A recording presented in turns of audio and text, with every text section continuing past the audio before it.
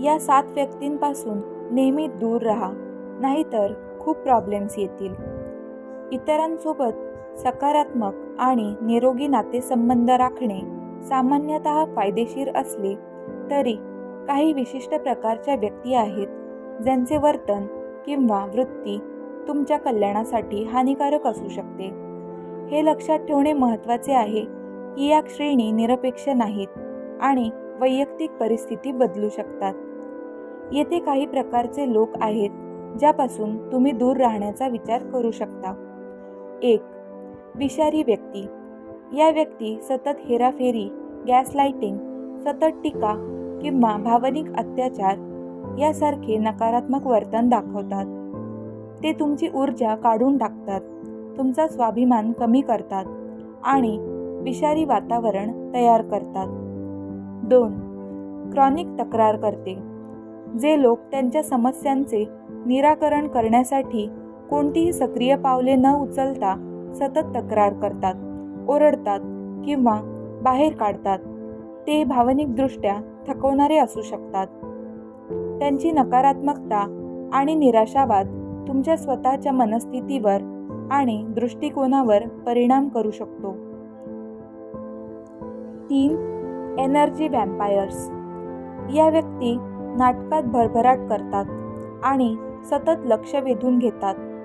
अनेकदा संघर्ष निर्माण करून किंवा बळीची भूमिका करून ते तुमची भावनिक ऊर्जा काढून टाकतात आणि तुमच्या जीवनात अनावश्यक अशांतता आणतात. 4. दीर्घकाळ खोटे बोलणारे. जे लोक सवयीने खोटे बोलतात किंवा इतरांना फसवतात ते विश्वास नष्ट करू शकतात आणि विषारी वातावरण निर्माण करू शकतात.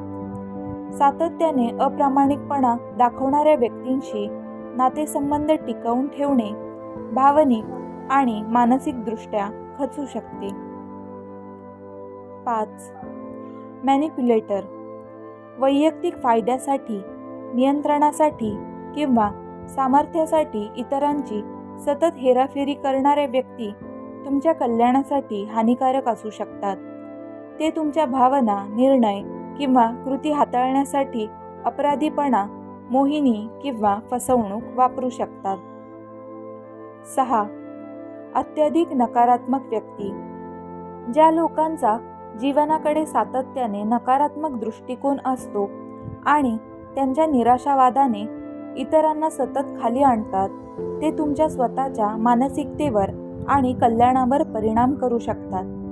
त्यांच्या नकारात्मकतेचा सतत संपर्क तुमच्या वैयक्तिक वाढीस आणि सकारात्मकतेमध्ये अडथळा आणू शकतो.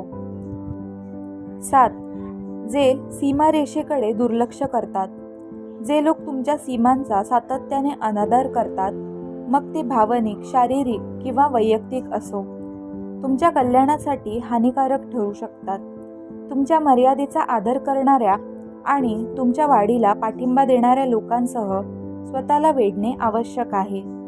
लक्षात ठेवा, व्यक्तींचे मूल्यांकन करताना सहानुभूती आणि समजूतदारपणा दाखवणे महत्त्वाचे आहे.